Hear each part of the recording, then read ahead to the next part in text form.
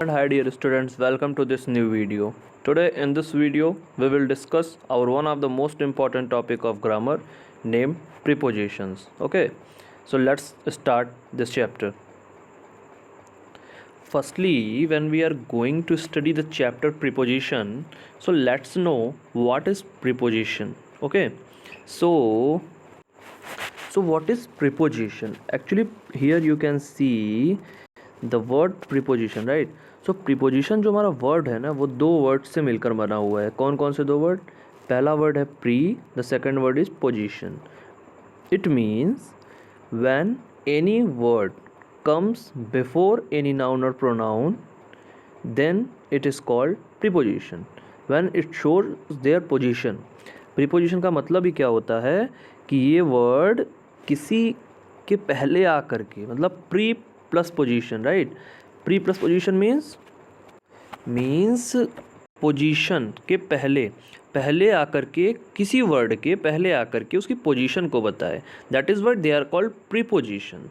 Means this they just discuss about the position of any word coming before them. So it is preposition, pre plus position, right.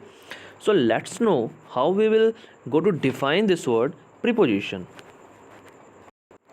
So as we have studied what is preposition, a preposition is defined as a word or group of words used before a noun, pronoun, or phrase to show its relation with another word in a sentence, right. ये इसमें क्या बताया गया है कि preposition एक ऐसा word होता है, ठीक है, एक ऐसा वर्ड होता है जो किसी नाउन या प्रोनाउन के पहले आकर के उनका स्टेटस बताए, उनका रिलेशन बताए. किससे रिलेशन बताए? उसके बाद आने वाले नाउन या प्रोनाउन से, राइट. सो उसको क्या कहते हैं? जो वर्ड ये काम करता है उस वर्ड को क्या कहते हैं? हम प्रीपोजिशन कहते हैं, right. There are some kind of types of preposition also. So have you understand ना कि प्रीपोजिशन का काम क्या होता है? किसी नाउन या प्रोनाउन के पहले आकर के it will show you the relation of that particular noun pronoun. उस नाउन प्रोनाउन का वो आपको रिलेशन बताएगा आगे आने वाले वर्ड से, कि वो कहाँ पे, मतलब क्या उसका रिलेशन है. वो शो करने वाले वर्ड को हम प्रीपोजिशन कहते हैं. Okay, so there are types of preposition as well ना, as there are some kind of types. Firstly we will discuss preposition of time. That kind of preposition that shows us about time. Okay, these are some kind of examples here we are taking.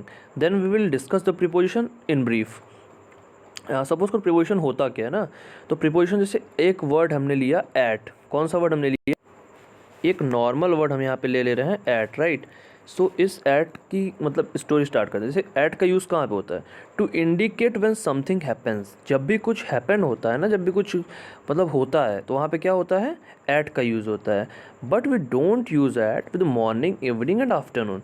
But जैसे कि कोई certain time पे, मतलब कुछ अगर चीज़ happen हो जाए, कुछ मतलब अकर हो जाए, कुछ घट जाए, चीज़ें हो जाएं, वहाँ पे हम एट का यूज़ करते हैं. लेकिन मॉर्निंग के, इवनिंग के और आफ्टरनून, ये जो तीन वर्ड दिए गए हैं, मॉर्निंग, इवनिंग एंड आफ्टरनून, इसके पहले we can't use at preposition before these three words. For example, the train left at 8 o'clock. There is a certain time 8 o'clock, right. एक सर्टेन टाइम हमें एग्जाम्पल में दिया हुआ है. जैसे आपको एग्जाम में कैसे ये प्रीपोजिशंस पूछे जाएंगे? The train left, there will be a dash dash dash, you have to fill up the preposition. आपको प्रीपोजिशन फिल करना है. जब आप देखोगे कि 8 o'clock आया हुआ है, तो आप क्या करोगे कि 8 o'clock आया हुआ है, here there is certain time, and so we can use here the preposition at. But you can't use the preposition at when it is discussed about morning, evening or any afternoon. Okay, so here we are going to take second example. She married at the age of 18. So here there is certain thing have been happened at the time of 18. She is going to be married now. So here what preposition we will use here? At, right. So you just have to remember when anything we have to indicate, okay, of happening something, that something has happened at any time and we have to indicate that, हमें उसके बारे में बताना है, तो हम at preposition use करेंगे. But one more thing you have to remember, you can't use at when anything has been happened in morning, evening or afternoon, right. So we studied about in and at. In and at को मैंने पहले discuss इसलिए किया क्योंकि इन and eight का एक relation होता है, राइट। अगर किसी सेंटेंस में, इन एनी सेंटेंस, इन और एट दोनों का साथ में यूज़ हुआ हो, ओके, सो जो छोटा वाला प्लेस होता है उसके पहले हम एट का यूज़ करते हैं और बड़े वाले प्लेस के पहले हम इन का यूज़ करते हैं, राइट। जैसे we use at before the small place and in before the big place. अब एक इसका क्या मतलब हुआ, जैसे अगर आप लखनऊ के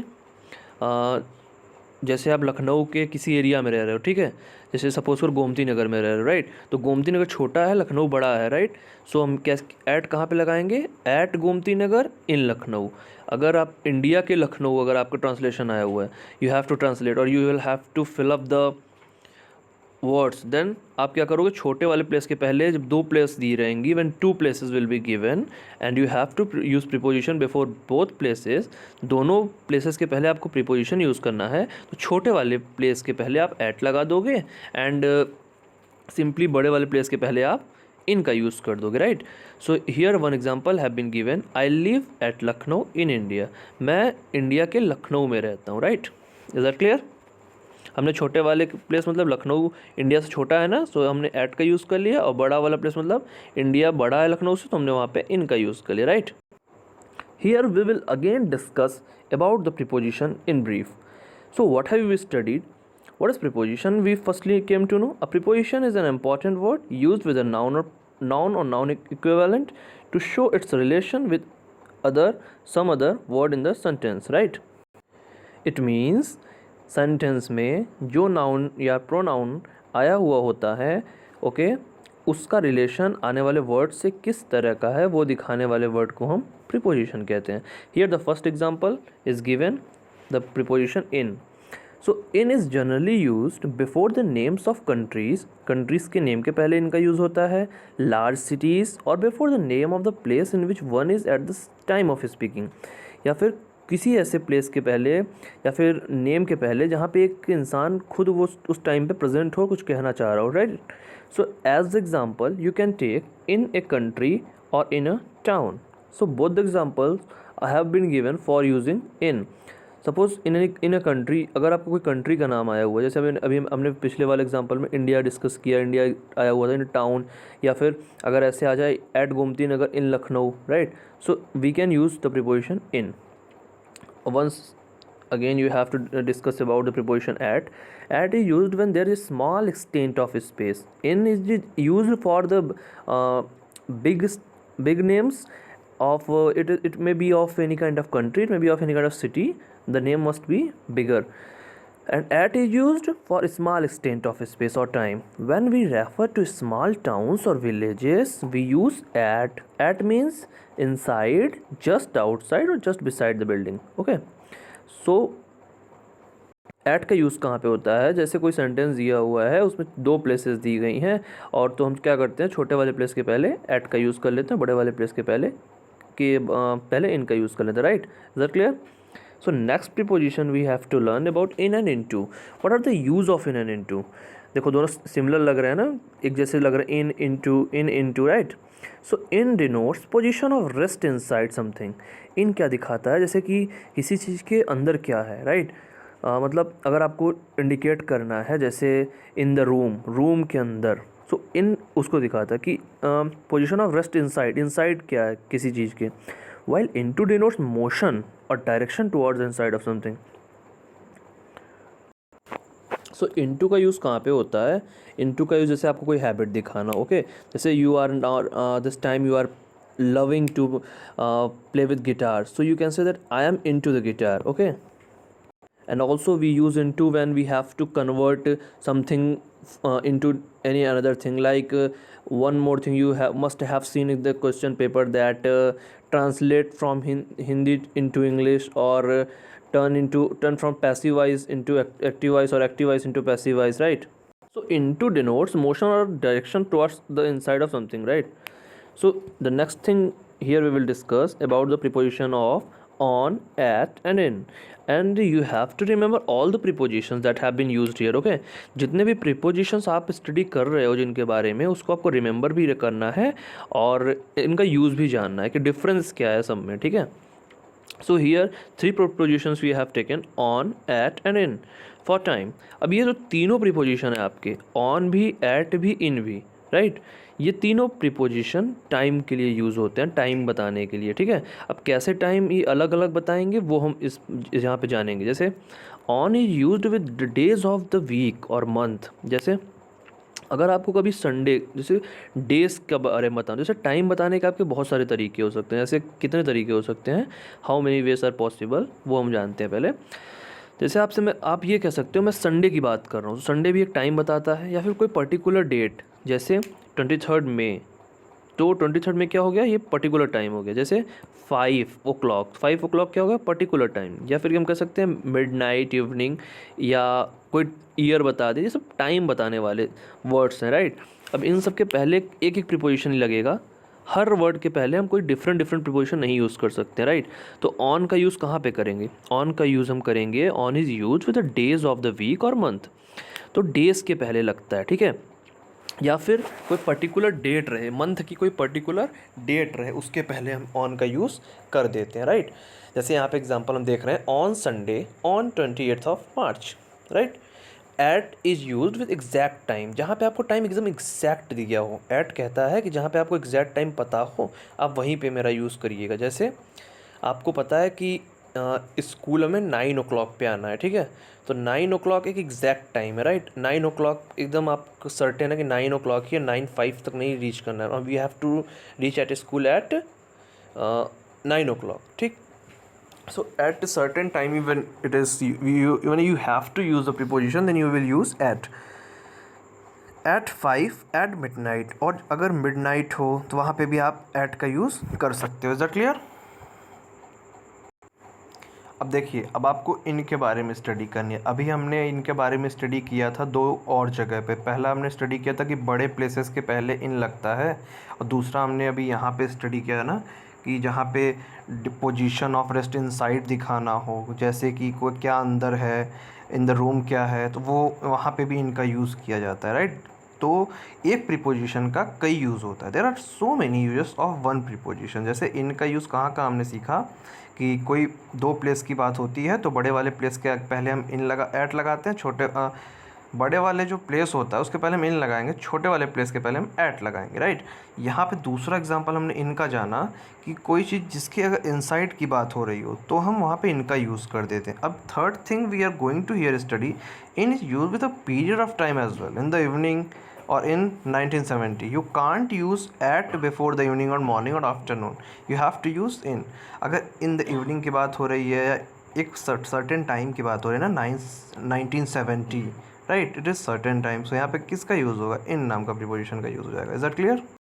now which preposition we are going to study, to, till and until, okay, these are both used for time। अब ये टाइम का कैसे यूज़ करेंगे, जैसे 6 to 9, टू का यूज़ कैसे हो गया कि हमें 6 to 9 स्टडी करनी है। जैसे आप स्टडी करते हो and any one asks you that which time do you study dear students, so you can answer them with the correct preposition, with the using correct preposition, how will you go to answer them, I study from 6 to 9। So to का use कहाँ पे होता है, एक time से दूसरे time को indicate करने के लिए, राइट। और टिल का यूज़ कहाँ होता है, जहाँ पे हमें बताना होता है कि हम 9 बजे तक 9 बजे तक स्टडी करेंगे, so we will say till 9, we will say till 9। when will you go to rest, I hope I will go till 12, right। so here we will use, in this way we will use the both preposition to and till, okay। so the next one is to or at, where we will use to and at for the moment। here to was used for time, okay, and here it will be used for moment। so to is used to express motion from one place to another, okay। ये motion को दिखाता है, एक place से दूसरे place को दिखाने के लिए, ठीक है। जैसे I am going from Kanpur to Lucknow, मैं कानपुर से लखनऊ जा रहा हूँ। एक प्लेस से दूसरे प्लेस अगर आप जा रहे हो ना, तो वहाँ पे क्या यूज़ कर दोगे आप, दूसरे प्लेस के पहले टू यूज़ कर दोगे, राइट। और कहाँ पे इसका यूज़ होता है, एट का यूज़ कहाँ पे होता है, एट एक्सप्रेसेस प्लेस और मोशन। एट जो है वो प्लेस बताती है, पोजीशन बताती है। जैसे कि हम अभी स्टडी करते हुए आ रहे हैं ना कि एट का यूज़ कैसे होता है। जैसे she is living at Gomti Nagar in Lucknow, right. So place के पहले हम एट का यूज़ करते हैं। फॉर, सिंस, फ्रॉम, ये बहुत इंटरेस्टिंग, बहुत ही इंपॉर्टेंट आपका है। इससे काफ़ी क्वेश्चंस पूछे भी जाते हैं। जैसे कि फॉर, सिंस और फ्रॉम, ये तीनों जो प्रीपोजिशन है they all are for showing the time. ये टाइम के लिए प्रीपोजिशन दिए गए हैं और इनका अलग अलग यूज़ है सेंटेंस में। Let's know how we will use them in the sentence. For shows a period of time. अब फॉर का क्या यूज़ होता है ना, ये पीरियड ऑफ टाइम दिखाता है। और सिंस क्या होता है, ये भी पीरियड ऑफ टाइम दिखाता है, मतलब टाइम दिखाता है। ये दोनों टाइम के प्रीपोजिशन है। लेकिन यूज़ कहाँ कहाँ होता है डियर स्टूडेंट्स, इनका यूज़ ऐसे हम करेंगे कि फॉर जो होता है ना वो हमारा कोई टाइम फिक्स नहीं होता इसका, जहाँ पे ये फॉर यूज़ होता है। जैसे अगर आपसे कोई कहे कि आप क्रिकेट कितने देर से खेल रहे हो, एंड इफ़ यू आंसर कि मैं 2 घंटे से क्रिकेट खेल रहा हूँ, सो यू जस्ट गेस ना, आपने सिर्फ गेस लगाया कि 2 घंटे तो हो गए होंगे। So it is not a certain time, right. लेकिन अगर आपसे कोई पूछे कितने बजे आप गए थे, and if you know that it was 4 o'clock, then it will be a certain time कि मैं एग्जैक्ट 4 o'clock पे ही गया था, राइट। आपसे कोई कहे कि स्कूल में हॉलीडे कब होती है, तो आप आंसर कर दो कि संडे को हॉलीडे होती है। So Sunday is a certain time, तो यहाँ पे हम सिंस का यूज़ करेंगे, ओके। सो जहाँ पे सर्टेनिटी दिखे आपको वहाँ पे आप सिंस यूज़ करेंगे। जहाँ पे टाइम के पहले आपको अनसर्टेनिटी लगे, कोई सर्टेन टाइम नहीं, फिक्स टाइम नहीं लग रहा है, तो वहाँ पे फॉर का यूज़ करेंगे। Same thing have been given. For shows a period of time, for एक टाइम पीरियड दिखाता है। जैसे फॉर 3 months, अब 3 months कोई एग्जैक्ट टाइम नहीं है, राइट। सो वहाँ पे फॉर का use. Since is use with a point in time eight which an action started and the action is then considered to continue to the time of speaking since December. For example, since December. जैसे December means uh, suppose you are going for a vacation in any month, okay, and if someone asks you which month was that, and if you answer, अगर आप answer करते हो कि वो दिसंबर था यार जब मैं गया था, तो वहाँ पे आप क्या कहोगे कि मेरा एकदम सर्टेन है। वो आपसे वो पूछें कि क्या सर्टेन है कि दिसंबर ही था, so you have no confusion, you just know that you have gone in the month of December. So December is a surety, right? And but if you say that it has been nearly 4 months, it is not sure, because there can be 1 or 2 days more or less. But if you're talking about December, then it is certain fact it is. So here आप क्या use करोगे, months के पहले since का use कर लोगे जहाँ पे टाइम आपको शो करना होगा, राइट। अब देखो फ्रॉम का यूज़ यहाँ पे कैसे होता है, मोमेंट टाइम दिखाने के लिए। From can be used for place and time both. From का यूज़ प्लेस के लिए भी होता है, टाइम के लिए भी होता है। When denoting a point of time it must be followed by two और टिल। लेकिन जब भी आप टाइम के लिए फॉर फ्रॉम का यूज़ करोगे, वहाँ पे आपको या तो टू लगाना पड़ेगा या तो टिल यूज़ करना पड़ेगा। जैसे फ्रॉम मॉर्निंग टिल इवनिंग। अब टाइम के लिए आपने यूज़ किया फ्रॉम का ना, तो मॉर्निंग के बाद आप या तो टू लगाओ या तो टिल लगाओ। तो फ्रॉम यहाँ पे from morning till evening, till का यूज़ हो गया। या फिर फ्रॉम टुडे, आपने क्या काम किया, डे को बताना है आपको, from today, so you have just use here from today, okay. Here there are two example of one more preposition couple name. A couple of prepositions are also present here, name beside and besides। बहुत ही confusing word है, आपको एकदम ध्यान से समझना है कि beside और besides, अगर वर्ड में एस ऐड हो गया, ठीक है, तो उसका मतलब होता है के अलावा। जैसे आप खेलने के अलावा, क्रिकेट खेलने के अलावा आप म्यूज़िक भी जानते हो, ओके। ऐसे सेंटेंसेस के ट्रांसलेशन बिसाइड्स यूज़ होता है। और बिसाइड का यूज़ मतलब कहाँ पे होता है, जैसे कोई आपके बगल में बैठा हुआ हो, ठीक है, राइट, आपके पास बैठा वहाँ पे बिसाइड। और अगर आपको मतलब के अलावा के सेंस में कोई सेंटेंस में कन्वर्ट करके यूज़ करना, at there you will use the beside. So according to the sense we will decide that what to use. अगर हमारे सेंटेंस में सेंस पास बैठने वाला आ रहा है तो हम बिसाइड का यूज़ करेंगे।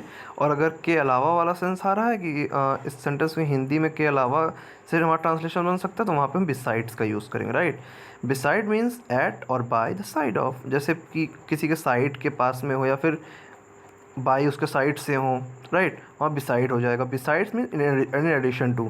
देखो कि जैसे आपको कोई सेंटेंस का ट्रांसलेशन करना है कि मैं खेलने के अलावा पढ़ना भी चाहता हूँ, so I want to study besides playing, right. या फिर आप एक वर्ड का यूज़ कर सकते हो इन एडिशन टू, और एक और वर्ड होता है एक्सेप्ट। 3 वर्ड के मीनिंग होते हैं के अलावा, ओके। सो यहाँ पे besides mean in addition to, okay. Beside river, okay, मतलब रिवर के पास में। बिसाइड्स रोजेस, मतलब रोजेस के अलावा। There were marigolds, right. So these are the uses, these are the ways when you can use these both words. Okay. So the next one you have to understand here about the difference between and among. So where you will use between and where you will use among, right? So जहाँ पे आपको दो लोगों के बीच की बात हो वहाँ पे आप between यूज़ करोगे, जहाँ where it is more than two you will use the among. जैसे अगर आपको कहा जाए if you are told कि distribute these sweets dash dash Ram and Shyam, तो राम एंड श्याम मतलब 2 पर्सन की बात हो रही है, एंड ये आपको इन दोनों के बीच में स्वीट को डिस्ट्रीब्यूट करना है। सो बीच में कि इंग्लिश के लिए हमें 2 वर्ड होते हैं, बिटवीन या और एमंग। सो यहाँ पे आप किस वर्ड का यूज़ करेंगे? बिटवीन का यूज़ करेंगे, because between is a word that is used when it is the matter of using two person और 2 थिंग्स, राइट। सो यहाँ पे बिटवीन का यूज़ होगा जहाँ पे 2 लोगों की बात होगी, और जहाँ पे 2 लोगों से ज़्यादा की बात होगी वहाँ पे हम कौन से वर्ड का यूज़ करेंगे? वहाँ पे हम यूज़ करेंगे एमंग वर्ड का, right. So as the example here it has been given between the rocks among the hills, okay. आपको समझ में आया बिटवीन और एमंग कैसे होता है? 2 लोगों के बीच की जब बात होगी तो बिटवीन का यूज़ होगा, 2 से ज़्यादा की बात होगी, जैसे distribute these sweets dash dash the children, आपको द चिल्ड्रेन के बीच में डिस्ट्रीब्यूट करना है। सो वहाँ पे चिल्ड्रेन मतलब 2 से ज़्यादा होते हैं ना, सो वहाँ पे आप क्या करोगे? एमंग का यूज़ कर दोगे। Is that clear? And here one more preposition, let's go to discuss for during time, okay. So for का यूज़ कहाँ पे होता है? एक for is used for period of time definite in length, it shows that the action continues for the whole time और period, जैसे for 2 hours. देखो जैसे जहाँ पे एक लाइन में अगर आप समझो तो जहाँ पे अनसर्टेन टाइम हो, ओके, वहाँ पे हम फॉर का यूज़ कर लेते हैं। 2 hours is not a certain time, right. So यहाँ पे हम फॉर का यूज़ कर सकते हैं। ड्यूरिंग का यूज़ कहाँ पे होता है? During is used when its action can either last the whole period or occur at something within the period. जैसे कोई चीज़ के दौरान कुछ होना हो तो वहाँ पे दौरान जो इंग्लिश वर्ड होता है ना, हिंदी वर्ड, उसके लिए ड्यूरिंग नाम की इंग्लिश यूज़ करते हैं। जैसे कि during the class, right, during the meeting, right, meeting हो रही है उसी के बीच में, ओके, वहाँ पे कुछ बात हुई हो तो वहाँ पे हम ड्यूरिंग का यूज़ कर लेते हैं, राइट। सो इट्स एक्शन जो है इसका होता है वो इधर लास्ट द होल पीरियड और occur at something with in the period, वो या फिर उस ड्यूरिंग द मीटिंग, मतलब मीटिंग के जब हो रही हो उसी के बीच में ये चीज़ कुछ हुआ हो, उसे ड्यूरिंग वर्ड से हम शो करेंगे, right. And one more preposition here we are going to discuss with and by. So with and by, with relates to instrument, he hit the ball with a rod, right। उसने क्या काम किया? जैसे कि कोई instrument की बात होती है वहाँ पे विद का यूज़ करते हैं, जैसे बॉल को रॉड से हिट किया, right. Rod here is considered as instrument, और यहाँ पे बॉल को उसने हिट किया, तो विद का यूज़ वहाँ पे होता है जहाँ पे साथ के हिंदी सेंस में, और किसी इंस्ट्रूमेंट को रिलेट करने के लिए बॉल से रिलेट किया ना रॉड को यहाँ पे, तो यहाँ पे हम कौन सा प्रीपोजिशन यूज़ कर सकते हैं? विद का यूज़ कर सकते हैं। Then by relates to the agent और the doer. So a snake was killed by him. अब यहाँ पे क्या हो रहा है कि एक स्नेक को मारा जा रहा है, कौन मार रहा है? उसके द्वारा, बाय हिम, राइट। सो यहाँ पे कौन सा प्रीपोजिशन यूज़ होगा? बाय यूज़ होगा, because here it is being related to the agent और the doer. Then the next preposition we are going to discuss in after time. Now let's see, इनके काफ़ी use हमने पीछे भी देखे थे ना, इन देखो कितना काम का प्रीपोजिशन है। अब इनका एक यूज़ और आ रहा है कि कोई फ्यूचर पीरियड हो, जैसे कि कोई फ्यूचर में काम होने वाला हो, जैसे आप कभी कभी कहते हो ना कि in future I want to become doctor और I want to become engineer, right. So future period के पहले भी इनका यूज़ हो जाता है। और आफ्टर का यूज़ कब होता है? आफ्टर पास्ट से रिलेट करता है, राइट। और फिर इन किससे रिलेट करता है, इन फ्यूचर से रिलेट करता है। आपको समझ में आया, इन किससे रिलेट करेगा, फ्यूचर से। आफ्टर किससे रिलेट करेगा, पास्ट से। Once again we will repeat, in will relate to the future and after will relate to the past. Is that clear? For example, in the future और after I cross the road, जब मैंने road को cross किया था उसके बाद क्या हुआ, वहाँ के अगर ऐसे sentences we have to understand, so we will use the preposition after. Then the next prepositions are on, upon. So on is generally used in speaking of things at rest, while upon is used to speak of things in motion. So on और upon का जो meaning होता है ना, generally the meaning is quite the same, but at some cases we use the preposition upon to emphasize the sense, right? So on का upon का generally आप कहीं भी दोनों में किसी भी चीज़ का use कर सकते हो, there is no problem in that, but at some of the places to show the pressure on the sentence we use the word upon. Is that clear? So on is generally used in speaking of things at rest, while upon is used to speak of things in motion. जैसे कि on का use जो होता है वो किसी चीज़ जो कि रेस्ट की स्टेट में है वहाँ पे उसको ऑन के द्वारा डिनोट करते हैं, जबकि अगर वो मोशन में है we will use upon. The next preposition here, actually let's look, in denotes the close और एंड ऑफ सम पीरियड। जैसे India won the world cup in 2011, तो जो चीज़ें मतलब एंड ऑफ सम पीरियड दिखाना होता है ना, वहाँ पे भी हम इनका यूज़ करते हैं। जबकि विद इन जो होता है, विद इन का यूज़ कहाँ पे होता है, जहाँ पे जैसे within 7 days you have to complete your work, okay, 7 days के अंदर आपको अपना काम ख़त्म करना है। So it denotes some time short of the close, कि इतने दिनों के अंदर मतलब जो किसी टाइम ख़त्म ना होने पाए, क्लोज ना होने पाए, इतने शॉर्ट टाइम है उसके अंदर ना आपको अपना काम फिनिश करना है। So we will use the preposition with in. After and afterwards, these two preposition looks like the same, so we have written it closely. About which preposition we are discussing here, after and afterwards. So after जो preposition होता है must be followed by a noun or noun equivalent. He felt ill after the race. अबे noun या noun equivalent क्या होता है? जैसे कि यहाँ पे after के मतलब ये कह रहा है कि ये किसी noun को या फिर किसी noun equivalent या फिर noun के जैसा जो हो उसको follow करेगी, ओके। सो यहाँ पे आफ्टर किसको फॉलो करे, द रेस को फॉलो करे। He fell ill after the race, मतलब रेस के बाद वो बीमार पड़ गया। आफ्टर जो है रेस को यहाँ पे क्या करिए, फॉलो कर रही है, उसके पीछे से मतलब आ रही है ना। सो यहाँ पे क्या यूज़ होगा, आफ्टर यूज़ होगा। And after word is an adverb that is used when there is a noun और noun equivalent, okay. So after word का मतलब भी बाद ही होता है, लेकिन आफ्टर वर्ड का यूज़ तब होता है जब कोई इवेंट शो करना होता है, राइट। तो वहाँ पे आफ्टर वर्ड का यूज़ होता है। अगर कोई नाउन या नाउन इक्विवेलेंट को फॉलो करना होता है तो वहाँ पे आफ्टर का यूज़ सिर्फ होता है, right. So here one chart has been given to all of you. एक चार्ट हमें दिया हुआ है। इस चार्ट में क्या है ना कि इसे कुछ कॉमन प्रीपोजिशन होते हैं। जैसे यहाँ पे एक सेंटेंस दिया है, most preposition will make sense in this sentence. तो जो हमने भी सीखा है उसमें हमने एक चीज़ देखा है कि एक प्रीपोजिशन में कई जगह यूज़ हो सकते हैं। जैसे इस सेंटेंस में भी हम कई प्रीपोजिशन का यूज़ एक साथ कर सकते हैं। जैसे rabbit ran over the lake और on the lake, okay. So it can be use many kind of prepositions, but यहाँ पे आपको कुछ कॉमन प्रीपोजिशंस दिए हुए हैं जो कि कॉमनली यूज़ होते हैं ना। इस यहाँ पे here the list can be shown. So alphabetically I have arranged the preposition and you have to write down it in your copy. What you have to write, जैसे यहाँ पे लेटर वाइज दिए गए हैं, तो इन प्रीपोजिशंस को आपको remember करने में ईजिली आप रिमेंबर इसे कर सकते हो। आपको आसानी होगी रिमेंबर करने में कि मतलब कितने प्रीपोजिशंस है। You have to count then according to the letter wise alphabetically it has been written, so it will help you in remembering the prepositions. Otherwise इतने सारे प्रीपोजिशन आपको याद करने में प्रॉब्लम हो सकती थी ना। अब यहाँ पे आप आराम से इसको लिख करके याद कर सकते हो because this is alphabetically, right. तो प्रीपोजिशन यहाँ पे लास्ट में बताया भी गया है क्या काम होता है प्रीपोजिशन का। Preposition connects a noun to the rest of a sentence. Noun जो प्रीपोजिशन सेंटेंस में आती है उसको ये सारे सेंटेंस से कनेक्ट करने का काम होता है, राइट।